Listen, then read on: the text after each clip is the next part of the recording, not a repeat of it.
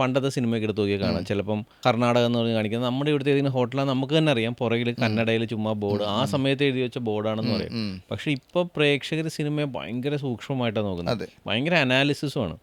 അപ്പോൾ അങ്ങനൊരു ഘട്ടത്തിൽ ഈ സാധനം സെറ്റല്ല എന്നൊരു ഫീല് വരുത്തണത് ഡയറക്ടറാണോ അല്ലെ കലാസംവിധായകൻ തന്നെയാണ്? തീർച്ചയായും ഡയറക്ടർ തന്നെയാണ്. പക്ഷേ സിനിമ കൂട്ടായ്മയും കൂടെയാണ്. ഡയറക്ടറെ കലയാണ് സിനിമ, പക്ഷേ എല്ലാം കളക്ട് ചെയ്ത് എല്ലാവരും കൂടുതൽ അധ്വാനമാണ് സിനിമ.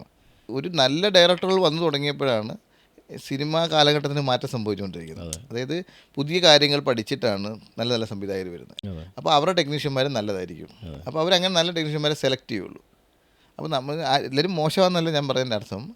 ഒരാൾ ഡിമാൻഡ് ചെയ്യുന്നതിന് അപ്പുറം കൊടുക്കാൻ ഒരു ടെക്നീഷ്യൻ വരുമ്പോഴാണ് ആ ടെക്നീഷ്യൻ ഡിമാൻഡ് ഉണ്ടാകുന്നത്.